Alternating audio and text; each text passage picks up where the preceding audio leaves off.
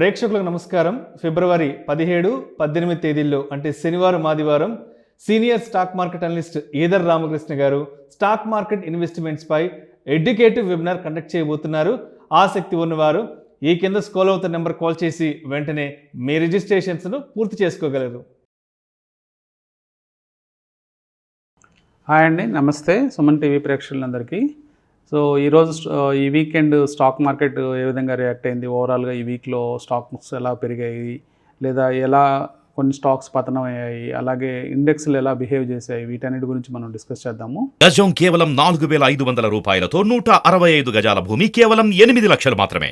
ముఖ్యంగా పోయిన వారంలో మనం బడ్జెట్ చూసాము. సో బడ్జెట్ 1 ఫిబ్రవరి వచ్చింది. సో కొంచెం పాజిటివ్ బడ్జెట్గా మనం చెప్పుకోవచ్చు. ఓట్ ఆన్ అకౌంట్ బడ్జెట్ అయినప్పటికీ మేజర్గా మనము బడ్జెట్లో ఎక్కువ అంశాలు అంటే ఎకనామిక్ గ్రోత్కి దోహదపడేటట్లు బడ్జెట్ ఇవ్వడం జరిగింది. తర్వాత నెక్స్ట్ ఈ వీక్లో మన మెయిన్ ఇంపార్టెంట్ ఈవెంట్ వచ్చేటప్పటికి ఆర్బీఐ మీటింగు నిన్న గురువారం రోజున జరిగింది. సో ఆ మీట్లో డెసిషన్ తీసుకోవడం అంటే ఇంట్రెస్ట్ రేట్స్ మీద ఎలాంటి డెసిషన్ తీసుకోలేదు, అంటే యాజ్ ఇట్ ఈస్గా స్టేటస్ కో మెయింటైన్ చేయడం జరిగింది. సో ఇంకా మన బ్యాంక్స్ అన్నీ కూడా హయ్యర్ ఇంట్రెస్ట్ రేట్స్ దగ్గర అంటే ఎక్కువ ఇంట్రెస్ట్ రేట్స్ దగ్గర వాళ్ళు లాభాలు ఎక్కువ చేయటం మనం చూస్తూ ఉన్నాం గత కొన్ని క్వార్టర్స్ నుంచి. సో అదే హైయెస్ట్ ఇంట్రెస్ట్ రేట్స్ దగ్గర ఆర్బీఐ ఉంచడంతో ఆ లాభాలు అనేవి ఇంకా కొన్ని క్వార్టర్స్ వచ్చే అవకాశాలు క్లియర్గా కనిపిస్తున్నాయి.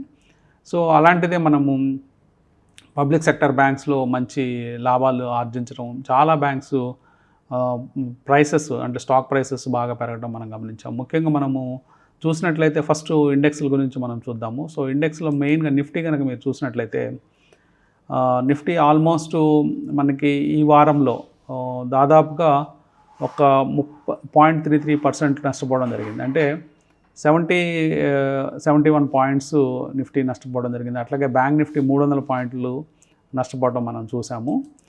అంటే ఓవరాల్గా కొంచెం కన్సాలిడేషన్ మార్కెట్స్గా చెప్పుకోవచ్చు ఈ వారం రోజుల్లో. ఎందుకంటే మెయిన్గా పెద్ద ఈవెంట్స్ కోసం మార్కెట్స్ చాలా కాలం నుంచి వెయిట్ చేయడం, అట్లాగే మన మార్కెట్స్లో మెజారిటీ అంటే చాలా ర్యాలీస్ ఈ మధ్యకాలంలో మనం చూసాము గత కొన్ని నెలల నుంచి.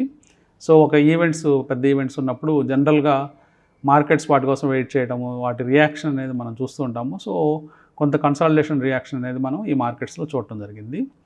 ఓవరాల్గా సెక్టార్స్ కనుక చూస్తే అంటే ఇవి కేవలం 0.3 నుంచి 0.7% మాత్రమే తగ్గడం జరిగింది. సో నెక్స్ట్ వీక్లో మేబీ ఫాలో ఆన్ ర్యాలీస్ ఉండే అవకాశాలు ఉన్నాయి. ఎందుకంటే మీరు చూసినట్లయితే బ్యాంక్ నిఫ్టీలో కానీ నిఫ్టీలో కానీ మీరు చిన్నపాటి విక్స్ మీరు బాటంలో చూస్తున్నారు. సో ఇక్కడ నిఫ్టీలో ఈ చిన్న విక్ అనేది ఫామ్ అయ్యి మార్కెట్స్ పైకి వచ్చి క్లోజ్ అవ్వడం చూస్తున్నాము. సో ఓవరాల్గా మళ్ళీ ఇక్కడ నుంచి కొంచెం ర్యాలీస్ ఉంటాయని చెప్పుకోవచ్చు. సో ఇంకా ఏ ఇండెక్స్లు ఎక్కువ పెరిగాయి అది కనుక మనం గమనించినట్లయితే మెయిన్గా మీరు చూడొచ్చు ఇక్కడ ఈ వారంలో మెయిన్గా పబ్లిక్ సెక్టర్ బ్యాంక్స్ అనేవి, ప్రైవేట్ సెక్టర్ బ్యాంక్స్ అనేవి భారీగా లాభం పొందడం జరిగింది. అట్లాగే హెల్త్ కేర్ కూడా ఈ వీక్లో మంచి లాభాలు ఆర్జించడం జరిగింది. అలాగే ఆయిల్ అండ్ గ్యాస్ ఇవి కూడా గత కొన్ని వారాల నుంచి మంచి ప్రాఫిట్స్ ఇస్తున్నాయి. రిలయన్స్ కానీ లేకపోతే హెచ్పిసిఎల్, బీపీసీఎల్ ఇవన్నీ కూడా పెరగడం మనం గమనిస్తున్నాము ఆ సెక్టార్లో. అట్లాగే 4వ సెక్టర్గా ఫార్మా రంగం, అలాగే మీడియాలో జీ టెలిఫిలిమ్స్ ఇవన్నీ కూడా బాగా రికవరీ అవడంతో మీడియా సెక్టర్ కూడా బాగా లాభంలోకి వచ్చింది. అట్లాగే ఎనర్జీ సెక్టర్ కూడా 2%, అట్లాగే రియాలిటీ 1.85% ఇవన్నీ పెరగడం మనం గమనించవచ్చు. సో బాగా నష్టపోయిన సెక్టర్లు కనుక మనం అబ్జర్వ్ చేసినట్లయితే ప్రైవేట్ సెక్టర్ బ్యాంక్స్ అంటే ముఖ్యంగా గత కొన్ని రోజుల నుంచి ప్రైవేట్ సెక్టార్లో పర్టికులర్గా హెచ్డిఎఫ్సి బ్యాంక్ లాంటి స్టాక్స్ పడిపోవడంతో మనకి నెగటివ్ రిటర్న్స్ అనేవి ప్రైవేట్ సెక్టర్ బ్యాంక్స్లో కనిపిస్తున్నాయి. సో ఒక హెచ్డిఎఫ్సి బ్యాంకే కాకుండా దాంట్లో కొన్ని వేరే బ్యాంక్స్ని కూడా అంటే యాక్సిస్ బ్యాంకు, వేరే ఇండస్ఇండ్ బ్యాంక్ ఇవన్నీ కూడా కొంత స్తబ్దుగా ట్రేడ్ అవ్వడం చూస్తున్నాము. సో మీరు ఇట్లా ఒక సెక్టార్లో మీరు మెయిన్గా చూసినప్పుడు మెయిన్గా మనకి ఈరోజు కూడా SBI, bank of Baroda public sector banks బాగా పెరిగాయి. ప్రైవేట్ సెక్టర్ బ్యాంక్స్ కొద్ది మొత్తాల్లో పెరిగినప్పటికీ ఓవరాల్గా వీక్లో మాత్రం తగ్గటం మనం గమనించాం. ఓకే, నెక్స్ట్ మనము చూస్తే ఈ బ్యాంకింగ్ సెక్టార్లోనే అంటే రెండుగా డివిజన్ అయిపోయింది మార్కెట్స్. పబ్లిక్ సెక్టర్ బ్యాంక్స్ ఏమో పైకి వెళ్ళటం, అలాగే ప్రైవేట్ సెక్టర్ బ్యాంక్స్ ఏమో కింద రావడం చూస్తున్నాము. ఇంకా వేరే రంగాలు కనుక చూసినట్లయితే అంటే బాగా తగ్గుముఖం పట్టిన రంగాలు కనుక చూస్తే ఎఫ్ఎంసీజీ రంగం, అట్లాగే కన్జ్యూమర్ డ్యూరబుల్స్, ఫైనాన్షియల్ సర్వీసెస్, ఇవన్నీ కూడా నెగిటివ్ రిటర్న్స్ ఇవ్వడం ఈ వారంలో మనం గమనించవచ్చు. సో మొత్తం మీద చూస్తే ఇండెక్స్లు ఇంకా వాటి ఉత్సాహాన్ని కోల్పోలేదని మనం చెప్పుకోవచ్చు. సో ఓవరాల్గా మనం ఇండెక్స్లు చూస్తే డైలీ టైం ఫ్రేమ్లో కనుక చూసినప్పుడు ఇంకా మనకి స్టీమ్ ఉంది ఇండెక్స్లో అని మనకు అర్థమవుతుంది. సో ఈరోజు క్యాండిల్ కూడా మనకు ఒక ఉదాహరణగా మనం చెప్పుకోవచ్చు.